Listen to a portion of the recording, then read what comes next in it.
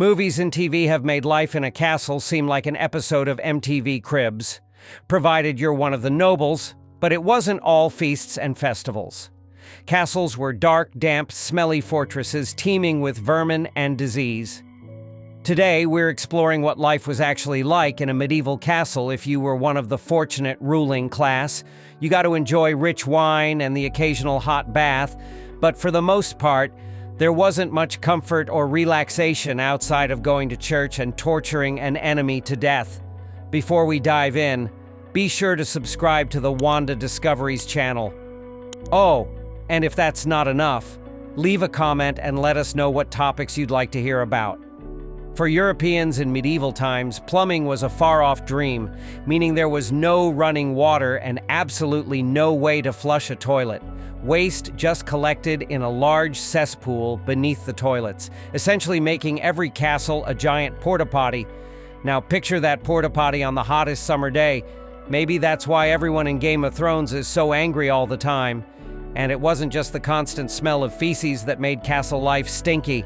No running water meant no baths unless you were super rich. While the servants in a castle were running around smelling like my old gym bag, they also couldn't afford medicine like lords and nobles could. So, your average castle dweller was walking around terribly ill and trying to make do with home remedies or praying to God it would go away. And hey, speaking of those toilets, privacy wasn't really a thing in castles unless you owned the place. When you had to run off to the bathroom to do your necessities, you'd be doing it on a long wooden bench with several holes cut into it, fully visible to your friends, co-workers, and really anyone else who happened to walk by. Again, there was no flushing, so your business would just drop down into a gigantic pit of horrors inside the castle. Let's hope you never accidentally dropped your wagon keys in there, because you might as well be throwing them into a septic volcano. You know how cramped a house gets when one or two relatives visit? Multiply that by 100, and that's what living in a castle was like. Castles required dozens of servants just to maintain the day-to-day workings, not to mention several generations of the lord and lady's family living there, along with all their personal servants and attendants. It was like living in a tiny, cramped city, all serving the needs of a single family. We've all seen enough fantasy films and Disney cartoons to know that castles had dungeons where the lord and lady could throw criminals, political opponents, or really anyone who offended them at any given time. What they tend to skip in Disney films is that these prisoners were routinely tortured in horrific ways. One popular method involved letting the prisoner be eaten alive from the inside out by hungry rats. Yeah, doesn't that sound fun to watch? In addition to being just plain sadistic, the common belief was that the extreme pain helped cleanse a person of their sins, which gives a terrifying new meaning to the phrase, "This is for your own good." And while we're talking about rats, they can be tricky to deal with even today, so imagine living in a gigantic, dark, damp castle with no modern traps or pest control. Rats were everywhere, and there wasn't much you could do about them. You just sort of accepted rat infestations as a part of normal life, kind of like the Chevy Malibu of the day. After a while, you'd imagine people would get used to the rats, but many medieval folks were deathly afraid of them. It certainly didn't help that they were a common instrument of torture, or that around this time, they carried a plague that wiped out about half the population of Europe. At this point, it should be no surprise that castle-dwelling folk liked to stay sauced, because the best way to get through a day inside an overcrowded, stinky house of rat torture was with a mug of ale firmly in hand. Lords and ladies got to drink pretty much whatever they wanted, including fine wines, beers, and spirits, but the servants had to take what they could get.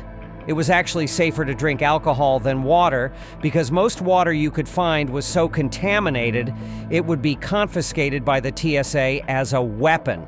With all that drinking, you'd assume most people in a castle wouldn't drag themselves out of bed until noon, and while that may have been true for the lords, servants had to get up to work as soon as the sun came up. Electricity didn't exist, so sunlight was crucial.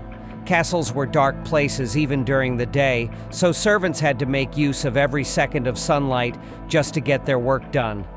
Even if you didn't work in a castle unless you were wealthy, you probably worked as a merchant, craftsman, or laborer, so you had to be up at the crack of dawn if you expected to make any money. Contrary to popular belief, people in medieval times liked taking baths just as much as they do today. It's just that clean water was hard to come by, especially for the lower class. We really can't stress enough how important plumbing is. The tub itself was a giant wooden bucket that could be carried from room to room in the castle for people to bathe. It didn't exactly approach the definition of hygienic or private, but at least you got to scrub off some of that castle funk. Castles were essentially giant basements with no insulation. They were designed primarily as fortresses, not dwellings, so everything was made of cold stone, and the few windows there were didn't let in much sunlight. Lords and ladies had the nicer rooms with fireplaces and windows, but the servants' quarters were often located in the lower interior of the castle's cold, dark, and damp warrens that were breeding grounds for diseases that thrived in the chill. At that point, I think I'd rather sleep outside. There was always something happening in a castle, whether celebrating a festival or holiday or entertaining a visiting noble family, so big, extravagant meals were the norm, not the exception. If you were one of the cooks, you spent all day preparing the feast and then had your own meager meal in the kitchen. Meanwhile, the lords and ladies of the house entertained their guests at a long wooden meal table, with people seated according to their importance. Important people sat at the head of the table while servants were tucked all the way in the back out of sight, because nothing ruins a meal like having to look at poor people. Meals were served in the great hall of a castle, and as mentioned, seating was based on your status. But your status didn't just affect where you sat, it also determined what you ate. The lord, lady, their family, and guests would be served gourmet dishes with exotic spices and lavish ingredients, while servants got to watch them eat and tucked into some stew or a meat pie at the dim end of the table. But hey, it could be worse. At least you're eating more than the 85% of a town's residents' peasants who weren't allowed inside the castle. Even though they worked the land for the lord and lady, it was up to them to feed themselves and their families. The lord and lady of a castle were responsible for governing the land, which involved making tough decisions and engaging in fierce political negotiations. They couldn't be bothered with trivial matters like preparing meals or ensuring the castle didn't fall into disrepair. That's why every castle had a large staff of servants. In addition to standard housekeeping duties, they also had to attend to the every need and whim of the lord, lady, and their families. Nobody's job was easy, but at least the lords and ladies got to kick back occasionally. As we've established by now, castles were essentially filthy stone garbage heaps. Part of the constant effort to keep the castle somewhat clean was the spreading of rushes and reeds across the floor. These plants would absorb spills and hopefully cover up some of the unbearable smells. Replacing the old rushes with clean ones was not unlike moving a body, as beer, grease, fragments of bones, spittle, dog and cat excrement, and everything nasty would be exposed. Basically, wherever you went in the castle, you were walking on a layer of barely concealed filth. All cooking was done over open flames, which could be a problem when cooking in a building full of timber and hay. In the first half of the Middle Ages, most kitchens were built out of wood for reasons that history has not yet explained. Consequently, the whole kitchen could catch fire over a stray ember from lunch, and everyone and everything was flame-broiled. It wasn't until later that stone became the preferred material, and hearths were constructed to keep cooking fires contained.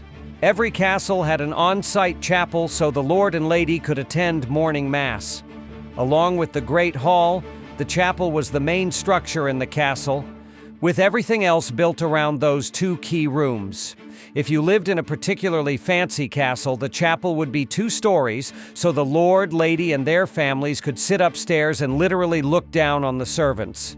The Middle Ages were tough, so much so that even the best-case scenario of living in a castle was essentially a miserable experience. How would you like it in a castle? Let us know in the comments below, and while you're at it, check out some of these other videos from Wanda Discoveries.